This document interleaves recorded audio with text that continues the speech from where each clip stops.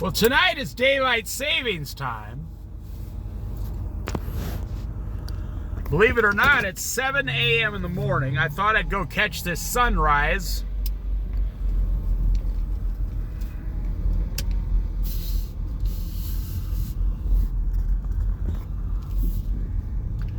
It is 58 degrees out right now. It's only supposed to be 59 degrees. That's what happens with the ocean. A warm spell comes off the ocean, sits there, just like the cold spell, and then it comes in, you know, and then it starts raining like this afternoon or whatever, but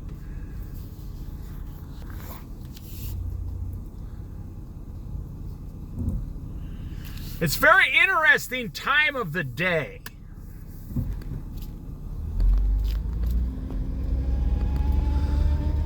Like, I'm in there talking to the guy that works there. Nice guy, you know, 30, 35 years old, nice young guy. Gas has gone down here 40 cents in the last 3 weeks. It's $3.73 though. It's higher than the rest of the country. You know, a lot of people, they complain about the young people, but you should never complain about the guy who actually shows up to work. Don't complain about the kid who showed up and punched in and said, "What do you need me to do?" You can do anything with a person like that. You can mold them, shape them, train them, teach them. If you want to complain about someone, complain about the people who don't show up. They were scheduled and they don't show up. You can't do anything with the person that doesn't show up. Well, you know, I'm a Christian. The same thing's with the Bible, Christianity. And that's not why I'm talking about this. I'm just blabbing. I'm just talking. I'm heading out towards the lighthouse to catch the sunrise, so I can make a video that will get 8 views. My very loyal 8 followers. God bless all 8 of you.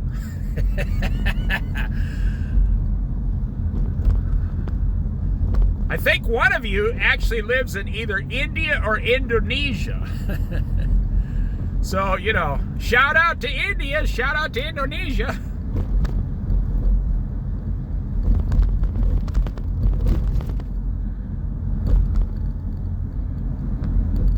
I picture some guy listening from India jumping up and down right now, going, "Yes, yes, he mentioned my name. I'm somebody, I'm somebody." It's kind of windy here. Got like a 25-mile-an-hour wind going here, but it's warm. It's a warm wind. That's what's bringing this hot air in. And that's what I'm saying about Christianity. If you don't show up, what is God going to do with you? Think about it. I will tell you what's coming to this country in the next 2 years, 3 years, 4 years, 6 years, 8 years. You will not recognize the United States of America. Why do I say that?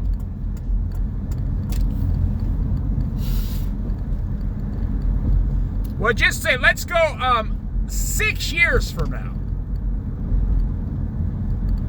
2026, 27, 28, 29, 30, 31. 2030, till the end of 2031. December 31st, 2031. You're going to have 6 years of rent increases. You're going to have 6 years of food inflation. 6 years of housing cost inflation going up if you want to buy a house.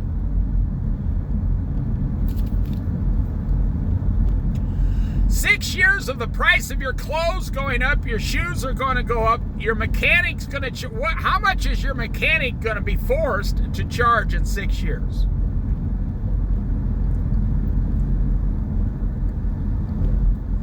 The interest rates are going to start going down.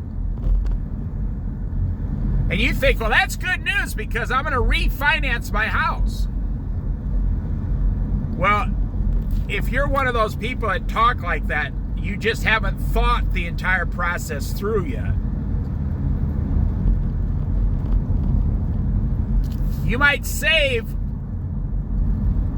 $300 or $400 a month on your house with interest, a house payment.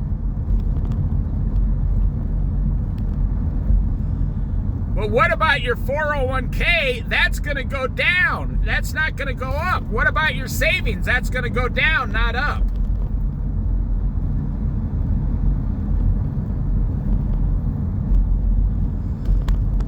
You know, my Bible study, I did a Bible study this morning, with my wife. Jesus never said, do not worry. That is a misconception. It's one of the greatest misconceptions in the Bible. Now, God doesn't worry. Jesus doesn't worry. The Holy Spirit doesn't worry.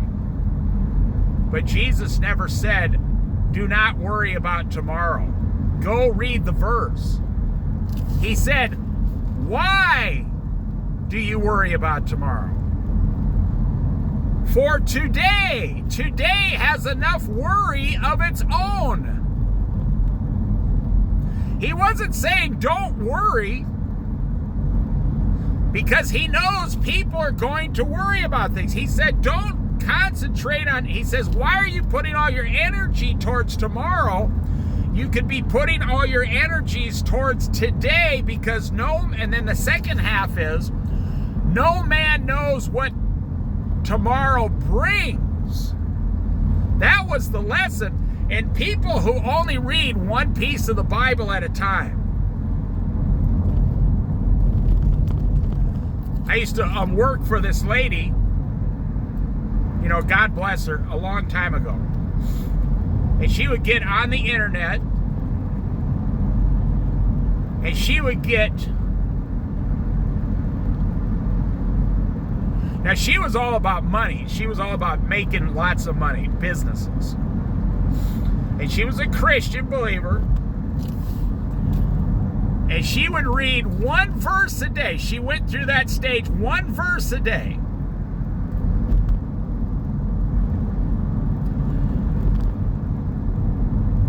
And she comes out, tells me the verse, because she knew I would read like an hour a day on the Bible. And she would tell me the verse she read.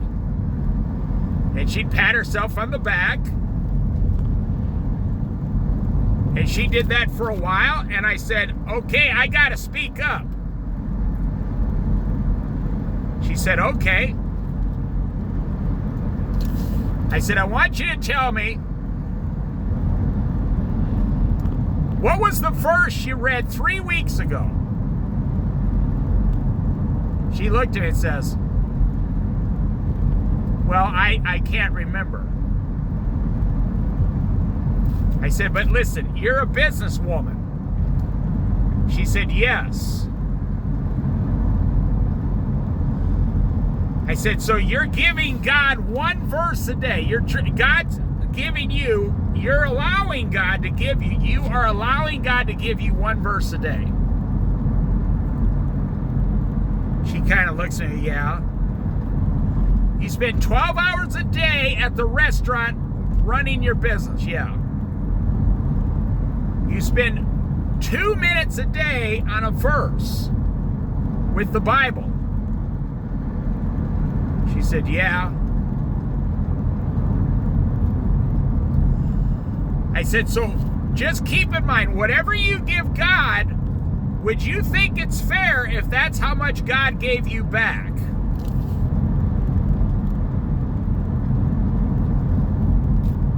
She said, you mean if I only give God one verse and he only gives me back one little, She said, thank you. I never thought about it that way. I said, you wouldn't expect your marriage to last by only saying one thing to your husband and then leaving for the rest of the day. She goes, no.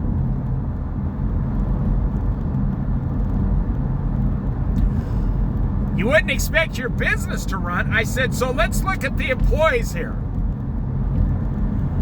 Would you pay them for 8 hours if they only showed up and worked for 5 minutes? And bingo, bam, boom, right there it is. That's what hit her. She said, no. She said, I wouldn't. That's not how it works. You want to get paid, you work 8 hours. I said, exactly. I asked her, I said, how many hours do you work? She said, 12 hours a day, 6 days a week. I said, exactly. So what, I said, just mathematically speaking, what do you really think you're going to get from God by giving him 3 minutes a day?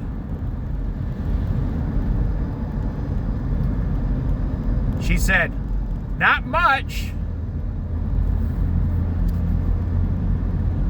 She went back into the office and started reading the Bible.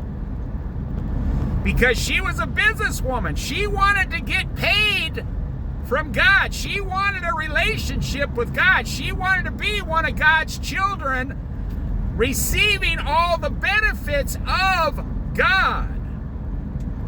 That's how it should be. All of us should yearn for what does God have for me?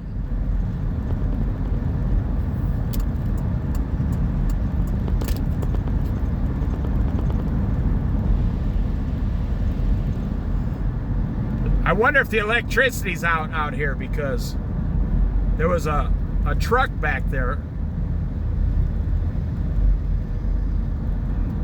One thing is, you got to be very careful. This person finally decided to pass me. Oh, that's why. They're pulling a boat. That's why they didn't pass me. You know, I'll take this fisherman in front of me. He's going fishing this morning, apparently somewhere. I don't know where, up north. You got to go a long ways to go fishing up north.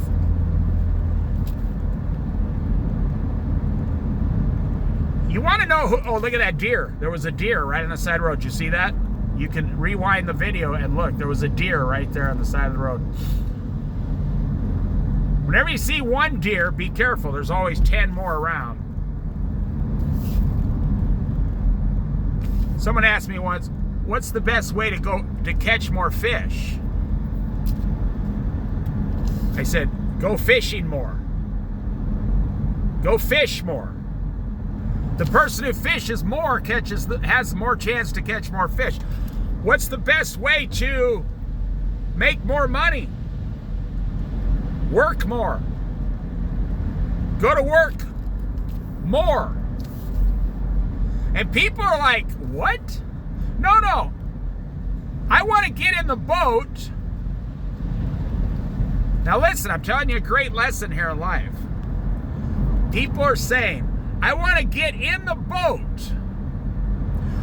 I want to go down, I want to buy the boat, I want to get the license, I want to get the trailer, I want to get the hitch on my pick-em-up truck, I want to pull my boat down, I want to get all the gear, the fishing rods, everything. I want to put 100 hours into this boat, and then I get in the boat, and I expect, big, huge 30-pound salmon to jump on the end of my line immediately. That's not how life works. It doesn't work that way. People say today, because of the internet and because you can technically get paid on the internet, so people say, I don't want to work 40 hours a week and get a $600 a week paycheck at $15 an hour. I want to work on the internet. I want to work on the internet, and I want to get $6,000 a month for doing nothing.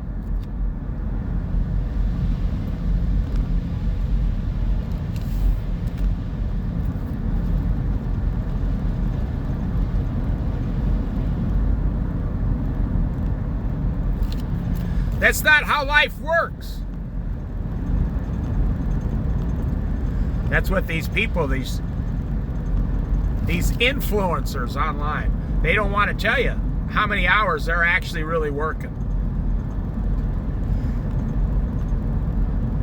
When you have like 200,000 subscribers and you're making, $10,000 a month, $8,000 a month on YouTube, Instagram, whatever. You think they just made a video. That was a little known secret about YouTube that they don't want you to know. When you get 1 million subscribers, they send a team of someone to your house to film you and help you out with your business. And you are working 10 hours a day. That's how it works. So people say, I'm right next to the ocean now. I'm about a mile away from the sea lion caves. All the homeless people have disappeared. I'm not joking. Now, a lot of it's because it started raining here, but a lot of it's because in Oregon they started 6 months ago kicking them out. And now Donald Trump never renewed the food stamps. It's today. The people have not received their food stamps today. 42 million people have not received food stamps today because of the government shutdown. Now, think about it. Every homeless person you know is on food stamps. Have you ever thought about that? They're on food stamps. The homeless people that live on the Oregon coast here, they're working overtime the last week because they heard they're not going to get their food stamps. So they're standing on that corner, I'm not joking, 10 hours a day trying to get some money because they're not going to get their $170 in food stamps. I mean, you're homeless, whether you agree or disagree, whatever. The reality is a person is homeless, and all they have is those food stamps and the possessions they can carry, and now they don't have the food stamps.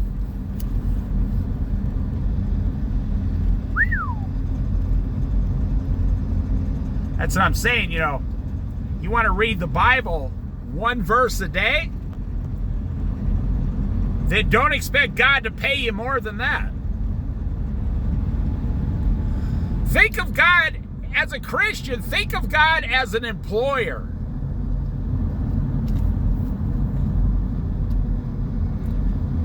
I mean, just go through a Christian exercise. Think of God as your boss at work, because he is your boss in life, actually.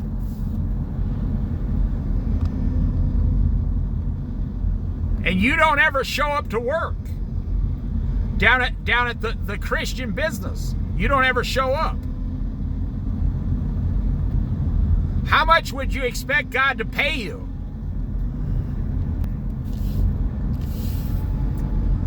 Hopefully, you're not expected to get paid too much. That guy has his brights right on. That was the guy pulling the boat. He came up here and turned around and went back. So how much would you expect God to pay? So let's look at God as your parent. Your father. Your mother, technically.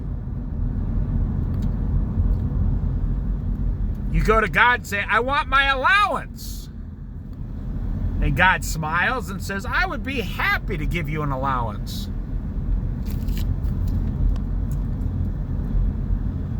Let's start the negotiation process between, father and child. How much do you think you're worth? Well,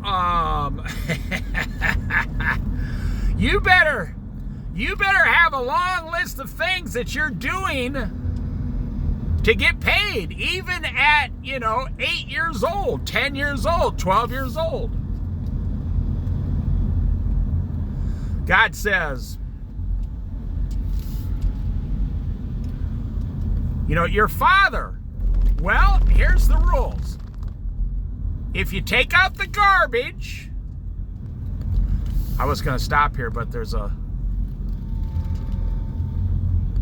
think I'll just drive over to the Lighthouse parking lot and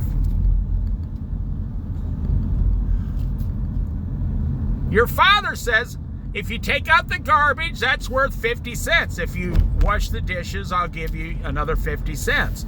If you clean your room, I'll give you 50 cents. If you clean your room really well, I'll give you $1. If you help me around the house, I'll give you... Well, the same thing goes with the Bible.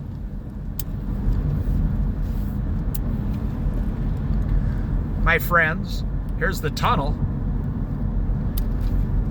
Okay, we got to honk and yell in the tunnel, so you won't get this on a Bible study anywhere else. Ahoo! Praise the Lord, praise the Lord, praise the Lord. Ahoo!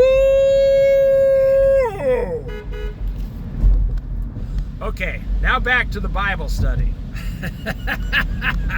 That's why I said you won't get this on any other Bible study. Let's go right down on this side here.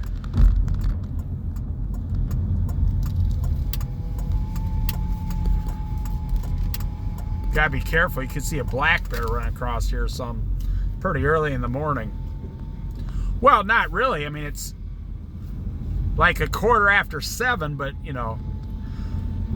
daylight savings time tomorrow or tonight. You got to set your clocks back 1 hour. Spring ahead, fall back.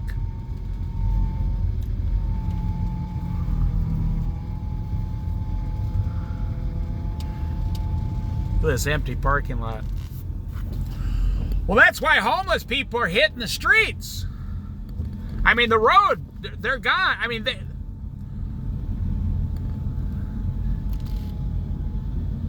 it's raining here. There's no food stamps. And the Oregon has stopped passing out the free stuff to homeless people.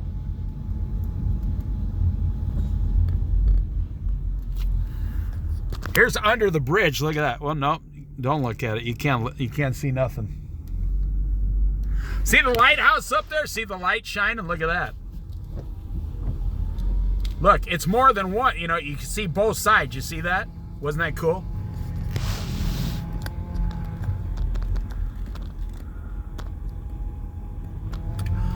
I'll pull over here and well,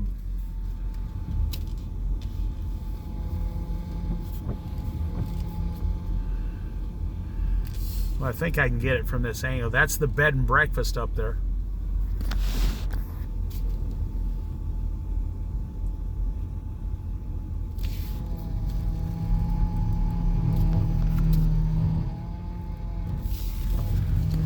Yeah, there's nobody else here. I'll just... There you go. Here, I'll zoom in a little for you.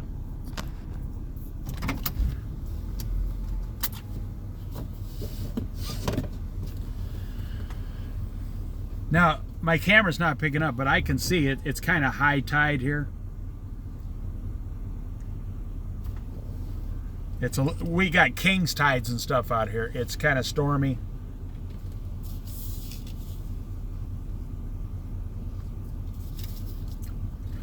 How much do you expect to get paid from God if you're down playing miniature golf? How much are you going to get paid from God if you're, at the Harry Potter Museum? How much are you going to get paid from God if you're at the movies? How much do you expect God to pay you? If you spend all your time at the Oregon Coast Aquarium.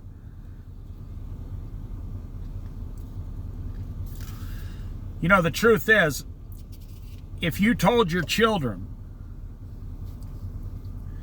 if you told your own children, I need you to clean your room, go outside and sweep the sidewalk, and take the garbage out,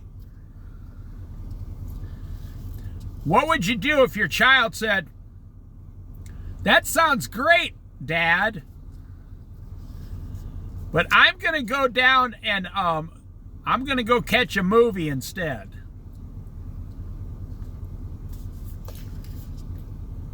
You would look at your child. You would instantly become agitated. You would say, no, you're not going to no movie. You're going to do what I told you.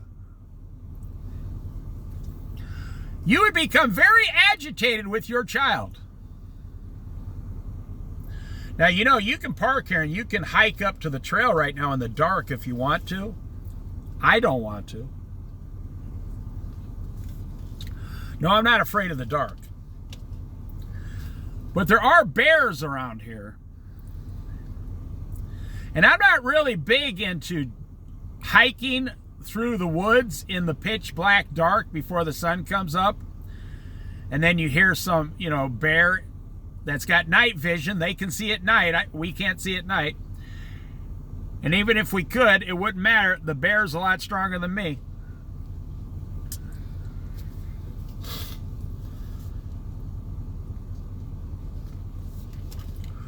This is so beautiful here, right? I'm going to zoom back out here. This is so beautiful here right now. You can just barely see through the fog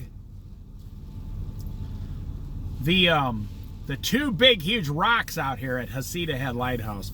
Well, I guess I'll end the video right there. I'll end the video. How much do you expect God to pay you?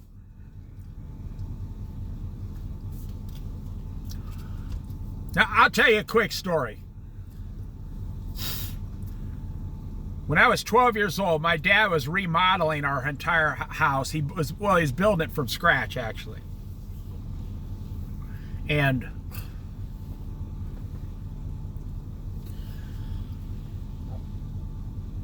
my dad came to me and said, I'll give you 50 cents an hour. This was 1972, 1974, and then we worked 75, 76. My dad said, I'll give you 50 cents an hour if you help me whenever I need help on the house.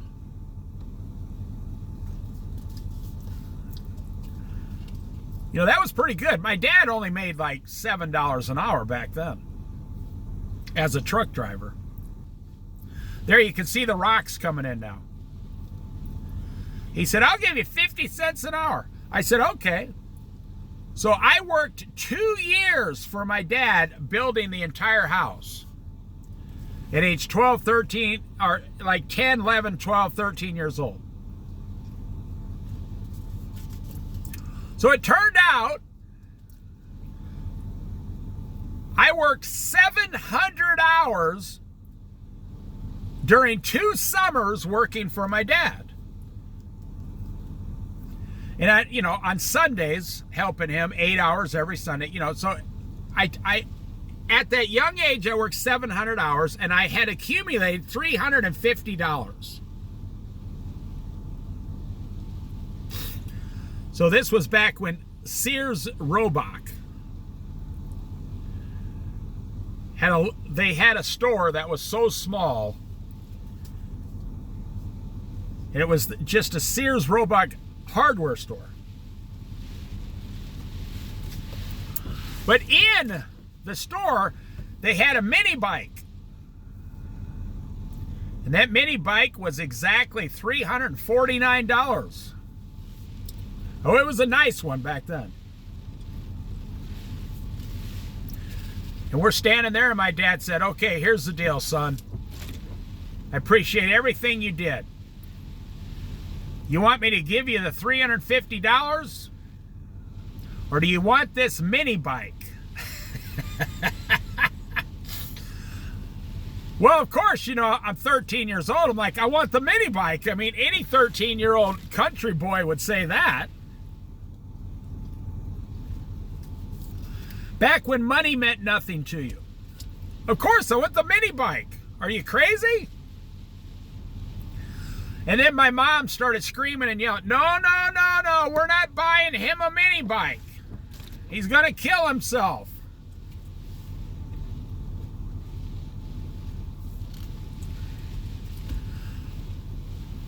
My dad goes up, writes a check, puts the mini bike in the back of the truck, and away at home we go. Oh, it was one of the most joyful moments of my entire life on earth.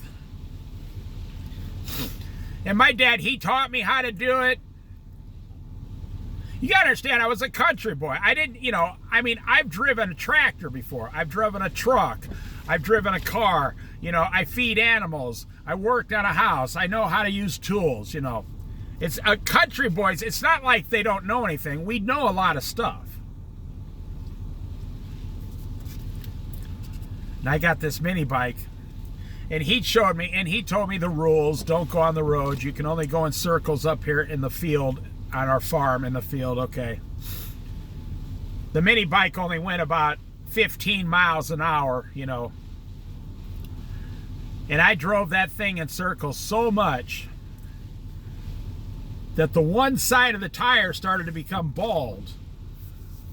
Well, anyways, my older brother, 3.5 years older than me, he did not want to help my dad with the house.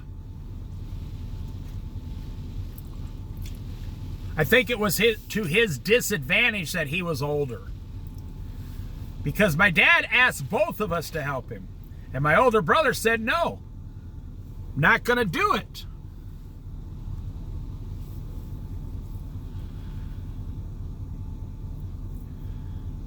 So 2 years later, you know, I get this really cool, awesome mini bike.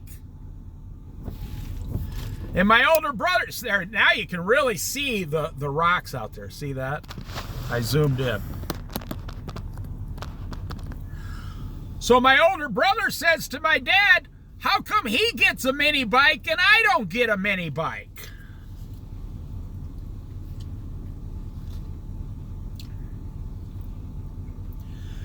Here's what my dad told his oldest son.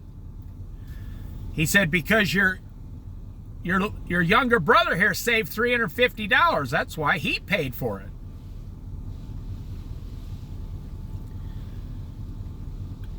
And my older brother says, when did he get $350? And my dad said, for the past 2 years of giving up all his free time and working at age 12 years old.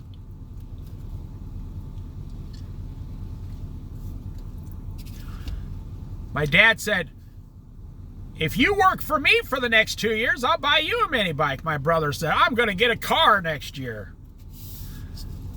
And he still refused to do the work. Meanwhile, I drove the mini bike in circles for 2 years. I became a guy who begged for gasoline. I tell my dad, I'm out of gas, I'm out of gas, I'm out of gas. So about every week, you know, gas back then was, I don't know, it was like 79 cents.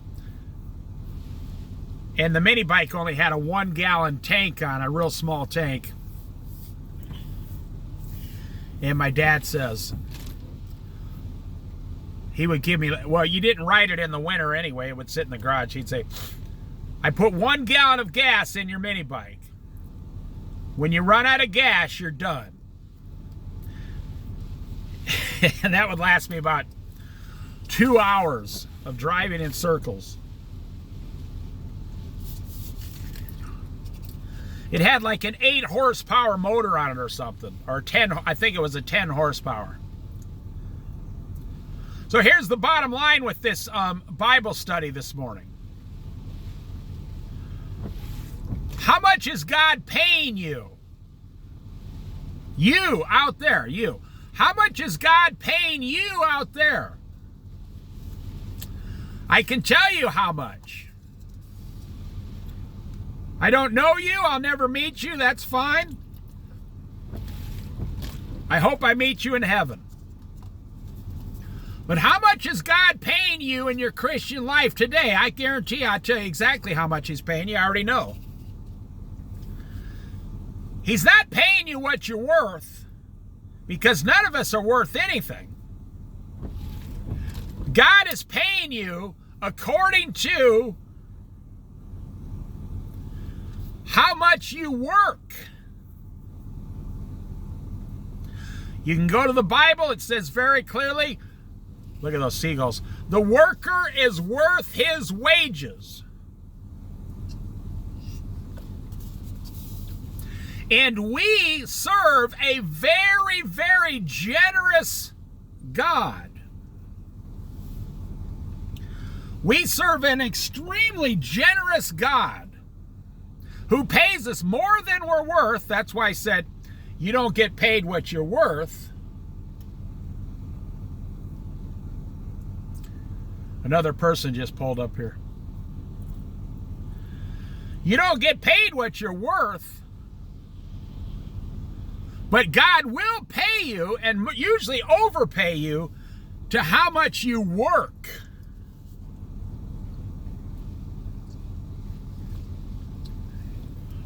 Isn't that what you do to your own children? You feed them, you give them shelter, you give them clothing and medical care, and they don't have to do anything. You give that out of the generosity of your heart and the love you have for them. Right? You love your children. You give them those things just because they showed, it's totally high tide. Look at that tide came all the way up here. That's why all the seagulls took off right there. The tide came all the way up to the top here. It's King's Tide down here. Look at those seagulls, yeah.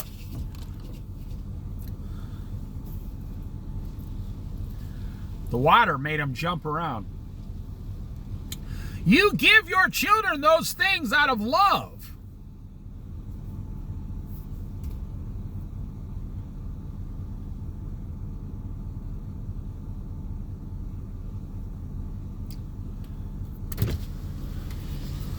Look at this out here. Look at this King's Tide hitting out here.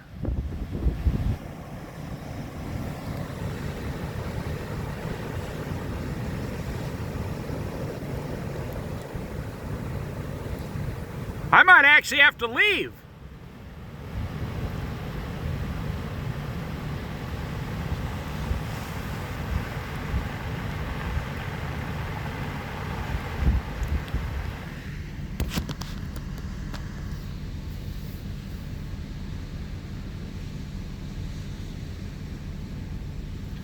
But then if your children come to you and say, hey, because God gives you your life, your breath, your health, your eyes, your arms, your legs, your feet. He gives you a job. He gives you food. But then you go to God and say, I want more. And that's where God uses your desires and stuff to his advantage. Your child comes to you and says, Mom, Dad, I want more. I want those toys down at the Walmart, or the Toys R Us back in the day. I want those toys at the Toys R Us. You say, well, I understand because I used to want toys like that too. Well, I'm not going to just give them to you. I'm going to use this just like God does to you. God says, I'm going to use this to teach you something. That everything is temporary. Yeah. And that's what you're going to do to your children. You're going to say, well, I'm going to use this to teach you that you're going to have to work in life. Everything's temporary. You don't always get what you want just because you want it. And that is what is wrong with our society today.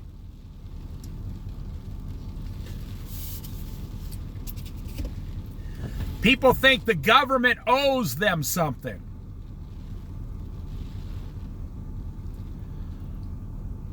Do you know there is no actual thing as the government?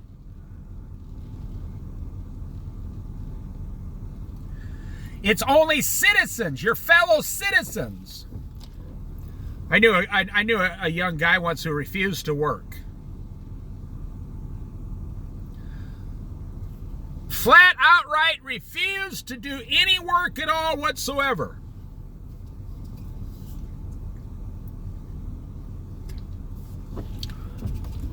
And he got food stamps. I said, why do you want to take food stamps? I mean, this was back in the day, like 20 years ago. You only got like $90 a month. I said, you could just go work 5 hours or just go work 10 hours and get all that. He said, why, when the government's handing it out for free? I said, well, actually, no, the government doesn't hand this out for free. He said, yeah, they do. He was like 20 years old. I try not to argue with people. I try to teach them something. I say, listen, man, dude, bro, it's not free money. He said, okay, I'm listening. I said, who's left in your family? He goes, well, I got parents, brother, sister. I said, is your grandma still alive? He goes, my grandma's alive. Does your grandma work? Whoa, this tide's really coming up here. I'm not joking. I'm going to have to get out of this parking lot pretty soon.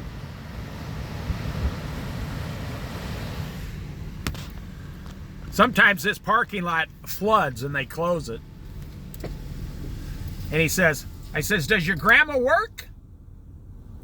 He said, actually, my grandma does have a job. I said, does your grandma pay federal taxes? He said, well, yeah, I would assume so, yeah.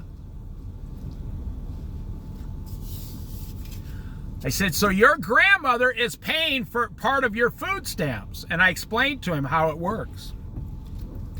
And I'm telling you, a light bulb went off in this guy's head.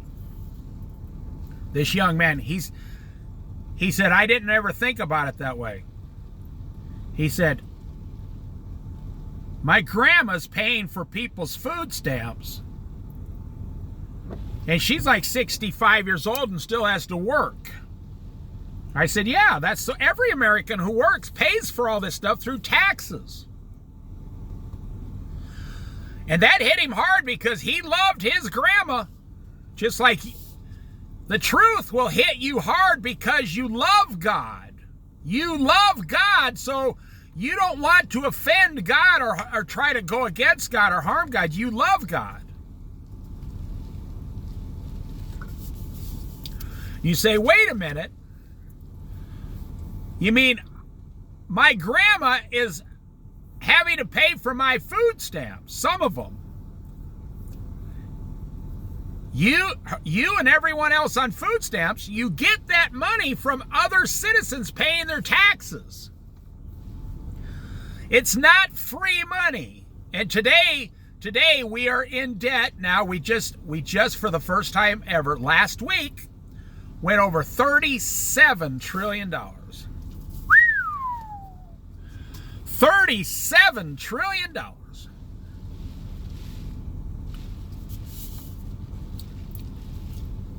A month later, the guy comes up to me and said, I got a full-time job. You know, people were different 20 years ago. I said, oh, you did? I said, because of what we talked about? He said, yes, because of what we talked about. And he pulled out his paycheck and said, look at how much taxes they're taking out of my check for everyone else. I said, well, it's not just that. I mean, you get roads, the military, national parks, local parks. You get a lot of benefits. He said, yeah. He says, I'm glad you explained that to me. He said with pride. He said, at least now I know that my grandma is not paying for my food. And he told his grandma about that. And she said, oh, that, why don't you sit down and have a chocolate chip cookie? Just like grandmas do. They don't ever say anything against you. You can have the worst problem in the world. You could be convicted of mass murder. And your grandma will sit down and mail cookies to the jail for you,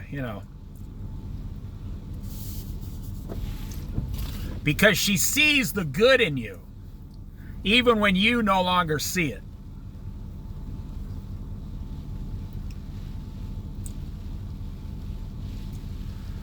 Well, I'll end it here. Over 45 minutes. This is a good Bible study this morning. So for you Christians out there, you want to get paid more from God, your Father? Now, this is two questions. Do you want to get paid more, question mark, from God, your Father, question mark? Two questions. Well, common sense would tell you then you're going to have to work more. For God, your Father. It says, at night, the Bible says, at night, do not let your hands be idle, for you don't know which will succeed, your daytime job or your nighttime job. You don't know what's going to succeed. Your secular job or the job you spend in the Bible and praying, your Christian job. Or it says you don't know which one's going to succeed, or both. God might make you successful in both areas. Oh, here comes the rain. Look at those seagulls.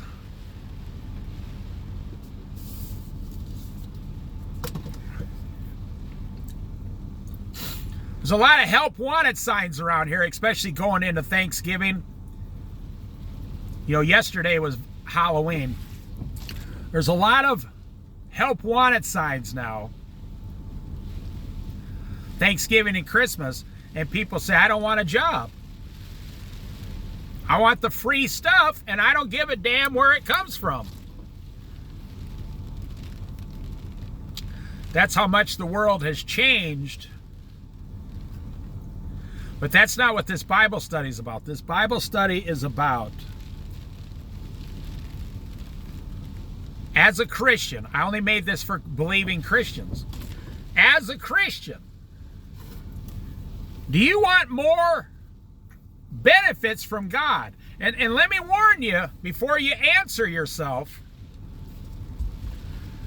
God does not like lazy people, and he does not like sluggards.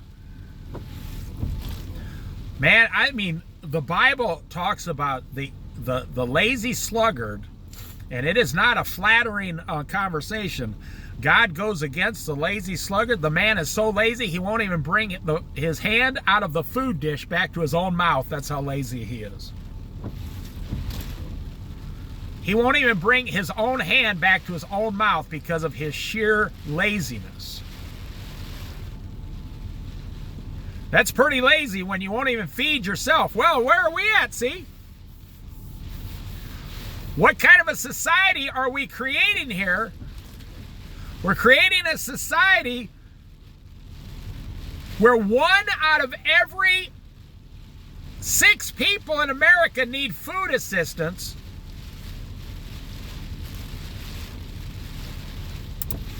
Where most of them refuse to work.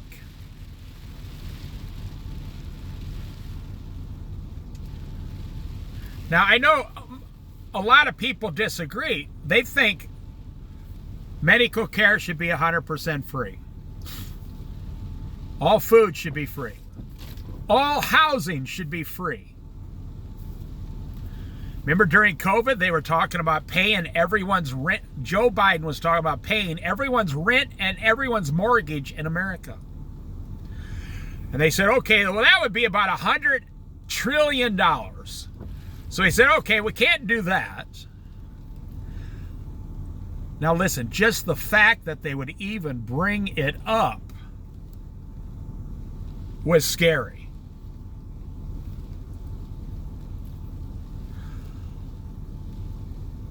The supposedly smartest people on earth up in the White House wanted to spend $100 trillion for 2 years and pay everybody's mortgage. They said, well, we can't do that. So then they did something even scarier. They said, we're going to put a moratorium. We're going to stop all rent payments and all mortgages for a year. And every landlord in America, every bank, every mortgage company said, what? You're going to do what? You're going to collapse the entire world in about 60 days. It probably wouldn't even take that long. Because we have this idea that goes against God. And I will end right here. God said, because of your sin in the Garden of Eden, by the sweat of your brow, you shall now earn your food. And still in 2020, 21, 22, 23, 24, 25, and it'll continue all the way until the rapture, we have an increasingly amount of people that are looking at God and saying, they're looking at God and saying, not me. I'm not going to work for my food. You can't force me to do it. I'm an American. I'm an American in America. And I'm not going to work for my food. The Bible says very clearly and with compassion, those who do not work in the Old Testament, those who do not work shall not eat.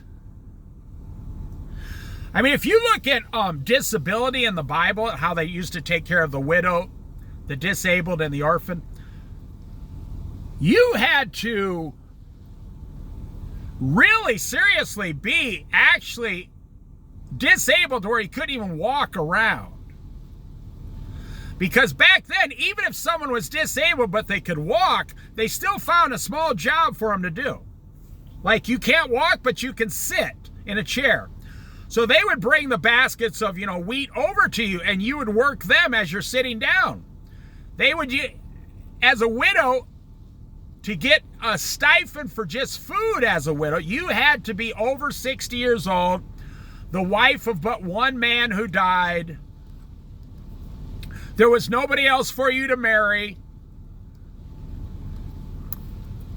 Today, I just looked up, you can make, look at the lights come on up there at the house, look. The bed and breakfast. Here, I'll zoom in. Doesn't that look cool? When I was young, I used to look at pictures of places like this. Or you'd see PBS specials on, TV, like early Saturday morning about, we now go to a foggy, secluded lighthouse in the Pacific Northwest. And here I am. I live here. This is my backyard. I live here by the grace of God.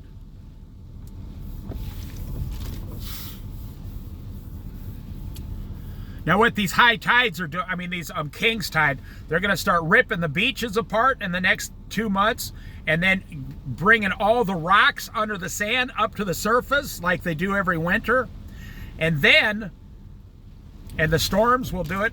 And then they're going to have people out here looking for the agates again.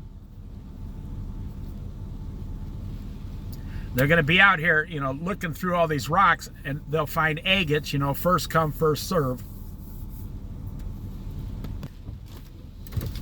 Or finders keepers, they say. Well, I guess I'll just end there. I kind of lost track there, but much do you want from God? How much do you want to get paid? Oh, I was saying about the food stamps. So now we have this thing that you look at God, you say, I'm not going to work. I used to have a neighbor, he's dead now, he died. He was in his 70s, but he died because he smoked cigarettes for 55 years. And he was living on disability for the last 15 years. His disability, and then he got subsidized rent. He used to be homeless. But he'd always complain he doesn't have, the government's not paying enough. I said, man, why don't you just go work like at the grocery store 2 days a week? He said, I can't do that kind of work. I said, yeah.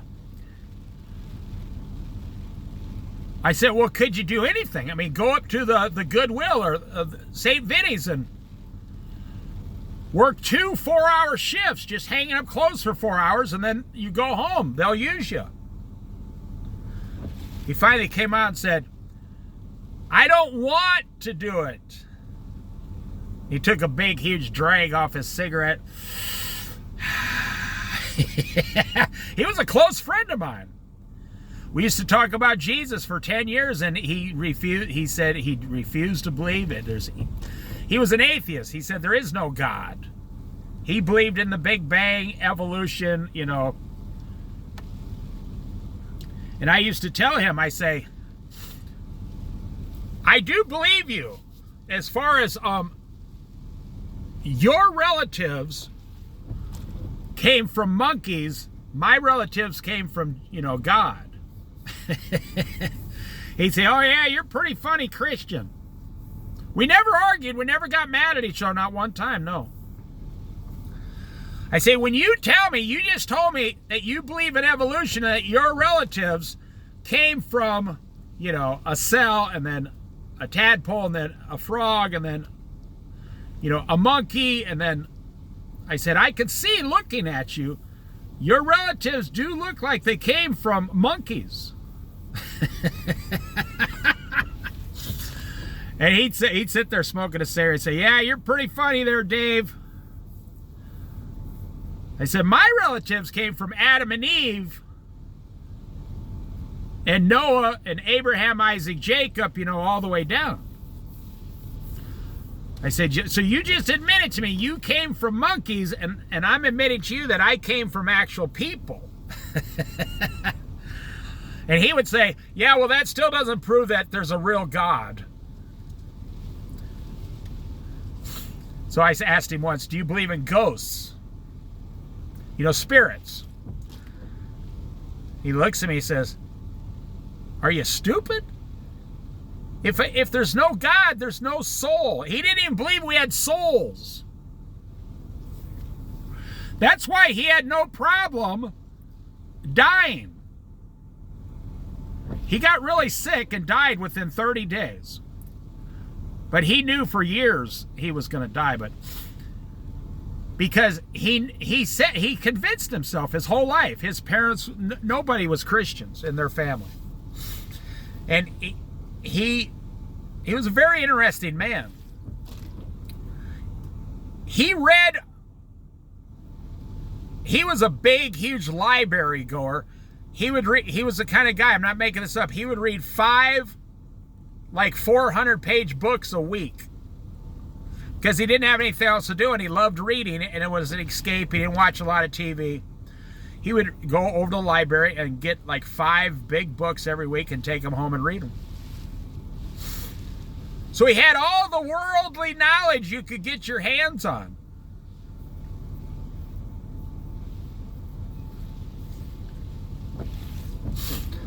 But he didn't believe in God at all. And he believed when you die, there's nothing. You just die and it's over. Well, he's in for a heck of a shock today, I'll tell you that. But with that aside, I'll tell you what the last thing he told me before he died.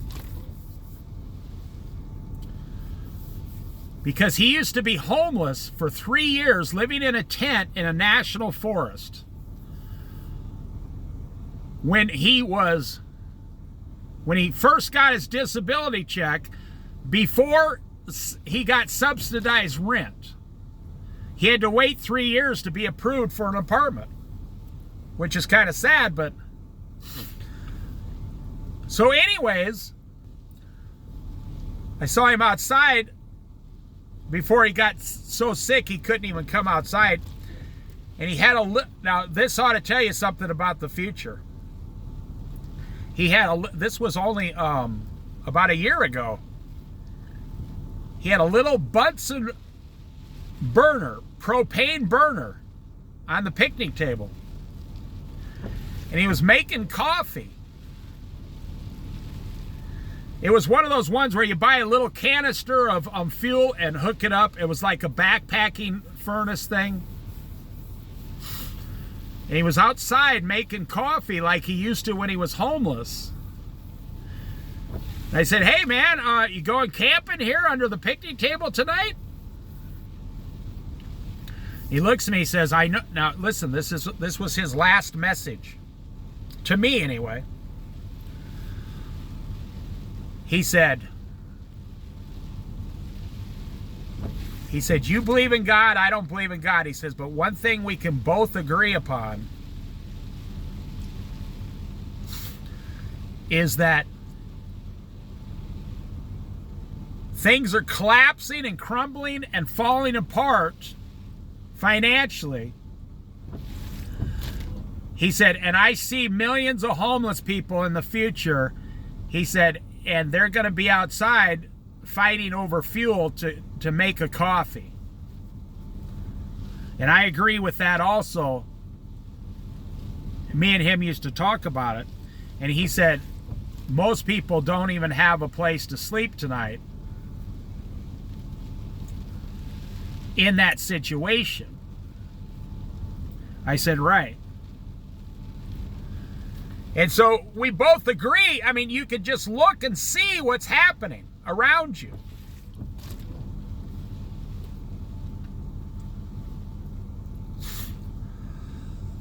You know, 6 years ago, it was COVID. We've had 4 years straight of solid, nonstop inflation. 6 years ago, a brand new car was $25,000. Now it's $50,000. A truck was $50,000. Now it's $100,000. 6 years ago, a house was $230,000. Now it's $450,000. 6 years ago, a person made about $17 an hour. Today, they make $20 an hour, not that much more. You see, and everybody keeps saying, no, things are getting better. Things are getting better. Things are getting better. 6 years ago, the interest was 0.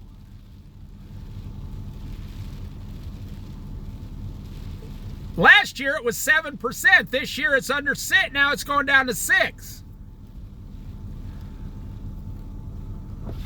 6 years ago, well, in the last 6 years, rent has gone up 40% across America. Rents, 40%. So if you were paying $1,000, now you're paying $1,400.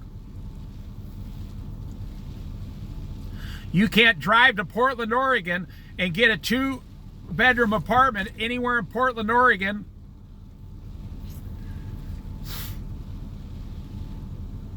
for under like $2,500 a month.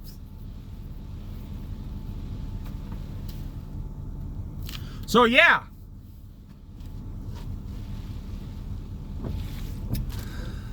I think I just wanted to share that with you. I think it's really interesting that my friend was not a Christian. He does not believe in Jesus. Didn't even believe there was a God. Didn't believe we had souls and spirits. We were just flesh, like a true atheist.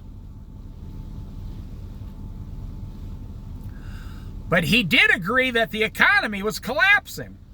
So we're in this thing now that the Christians and the non-Christians are starting to agree about the economy is collapsing, the government, things are falling down, things are crumbling slowly.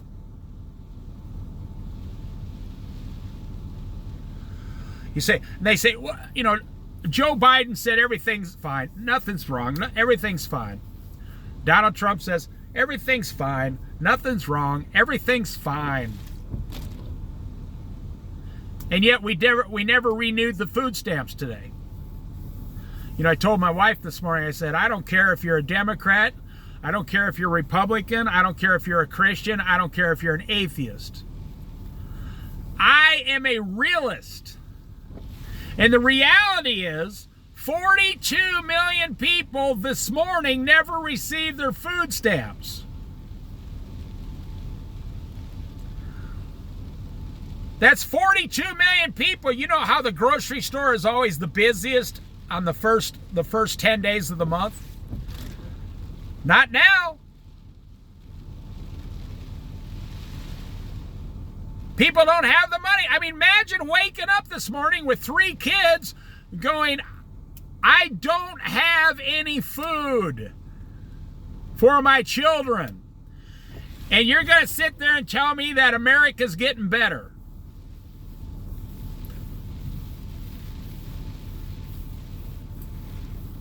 America's not getting better. Even for the middle class, it's getting worse. You make more money, you spend triple more. I mean, I listen to that Dave Ramsey show once in a while. They have people calling Dave Ramsey that say, we make $300,000 a year and we're broke. I'm like, you gotta be freaking kidding. You make $250,000 a year and you don't have any money? You know, if you make $250,000 a year, you're in the top 10% richest people on planet Earth. Look it up.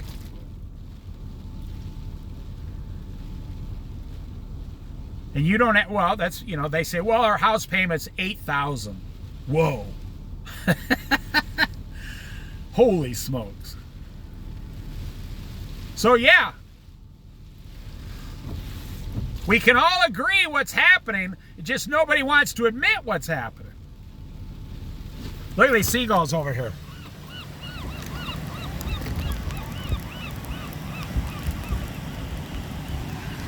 That tide's really coming up here. Look at that.